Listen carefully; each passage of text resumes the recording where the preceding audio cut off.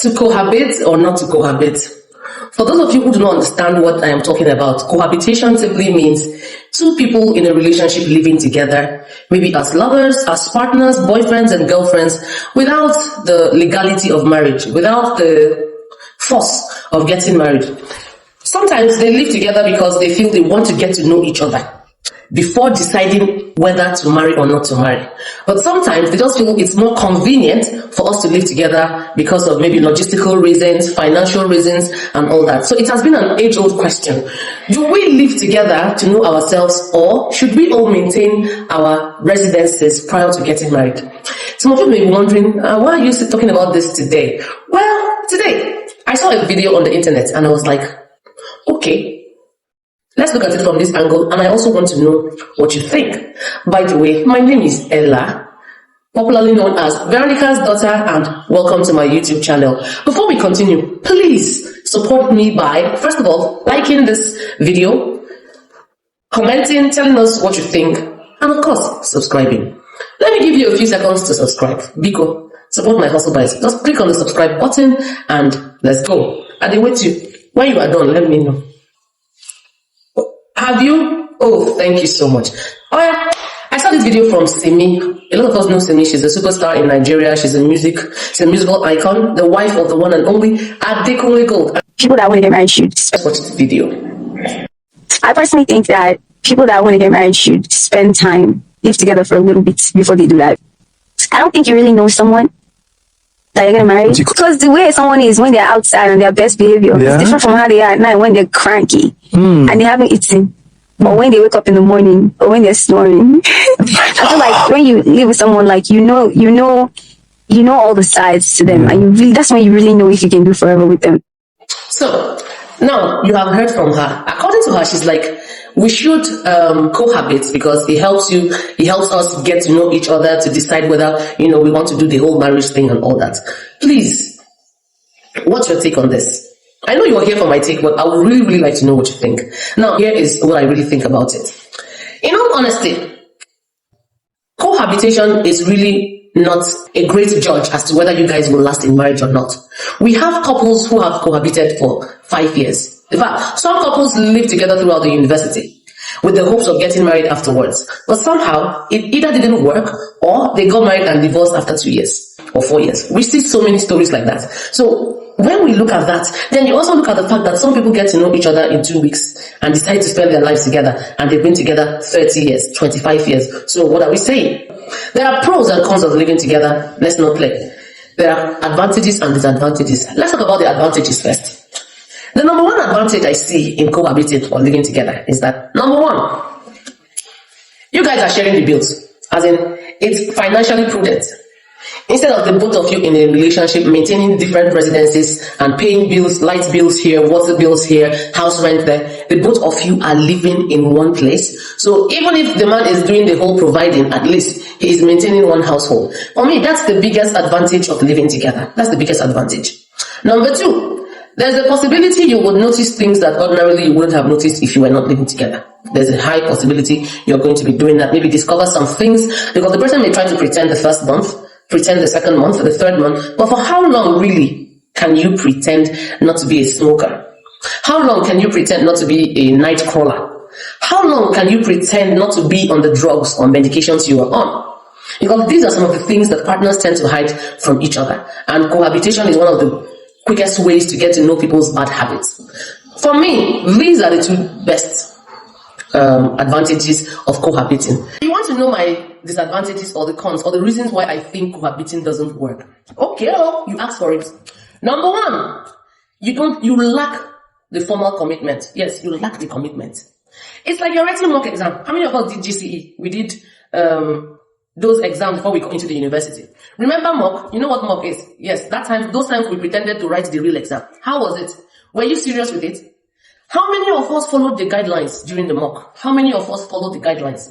If they say the exam is 1 hour, how many of us use 1 hour to answer those questions? We were using like 2 hours, or not even enough. You will write small, wrong, come out to go play, because this is not the real exam. You know it, I know it. Some of you will even write a little, then turn the back of the book to go and copy the answer.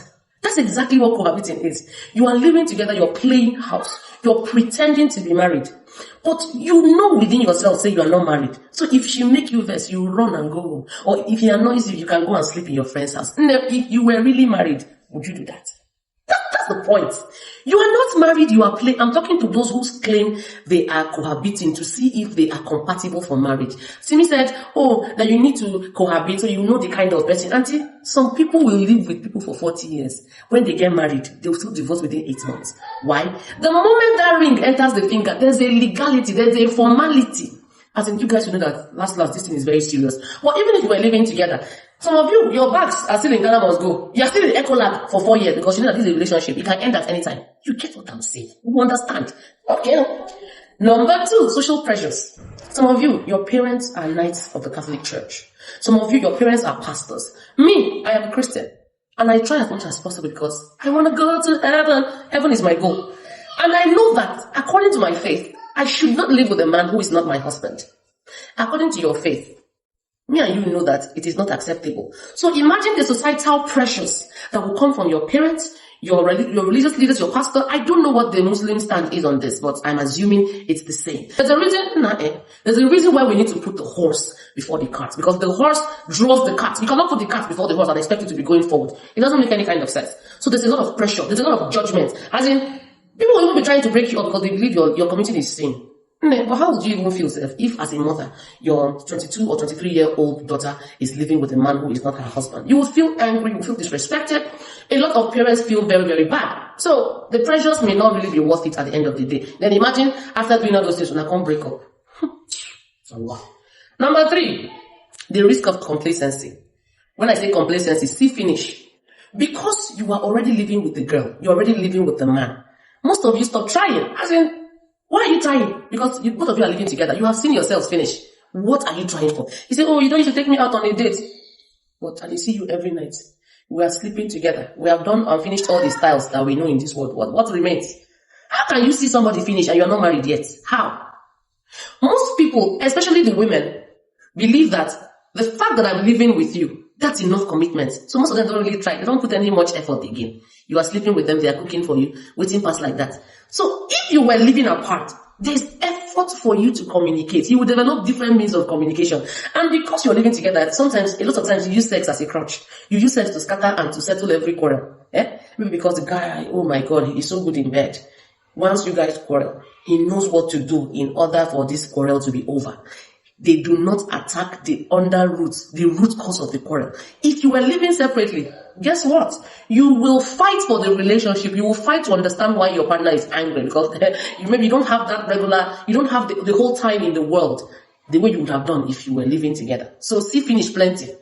And let me tell you something, you can live with somebody again for 20 years and still not survive when the chips are down, when the marriage finally happens.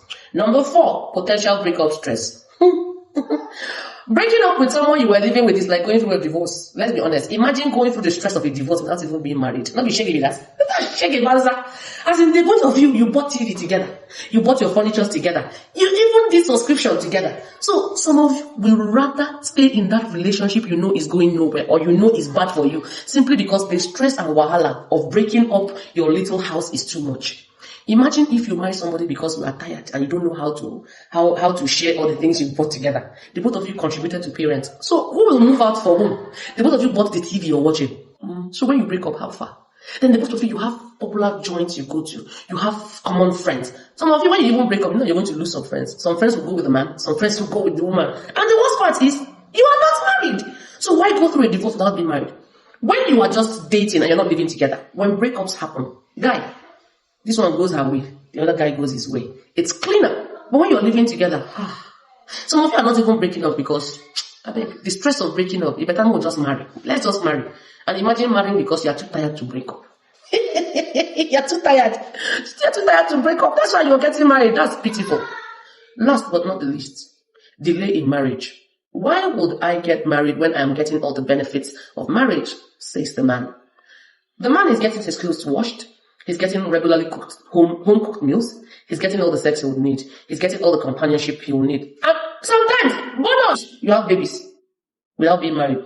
Why will he want to stress himself Why will he want to go through all the wahala of paying bride price? Going to see what is it going to see your parents for? Why? Your mother has even come to your mother in their house, in his house. What are you talking about? So a lot of times, some couples even have 3-4 children without being married. Then tomorrow, the man says, well, we're never married. It's just my baby mama. He wakes up one morning and walks away. Guess what? You, the lady, you're tied down with 3 children. He is moving on. After 2 months, you see his wedding invitation. Then you come and start telling us on Instagram and on Facebook and on Twitter, oh my God, I lived with him for 14 years. I gave him the best years of my life. And right now, he left me and my 3 children and he is getting married to someone else. Una marry. It's from cohabitation. You guys did not marry. You didn't marry. So if I were you, I would check. Is it worth it? Is it worth it? There's a freshness, there's a sweetness to discovering each other within the bounds of matrimony. You may have been dating, and as you're dating, you're learning about yourselves. You must not live together to learn or to know somebody. You mustn't live together. For me, as long as your values align, and you're truthful in your relationship, and you are watching, as you are falling in love, your eyes are like this. See, we know they fall in love like this now. We fall in love with eyes wide open. You can even use sellotape or toothpick and hold your eye like this. So I don't agree with Simi when she says you should live together. Some people will still do it, that's fine. But this is my own take. You must not live together in order to show your compatibility. I've seen a lot of marriages work simply because they have all the parameters. Not about living together. You can still live together for 2 years as boyfriend and girlfriend and can't survive 7 months of marriage. Because there's something that happens to your brain the moment it becomes official. There's this feeling of, I don't enter.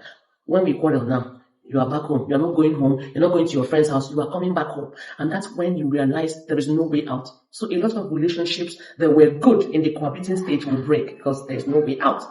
So tell me, what do you think? I may be talking about balderdash to you, but I want to hear your opinion. Don't forget to like this video. Please like my videos so that the algorithm can push me and I can also get to other people. Please comment and, of course, don't forget to subscribe. For those of you who subscribed before, thank you so much. You're the reason why I am here. I'm Veronica's daughter.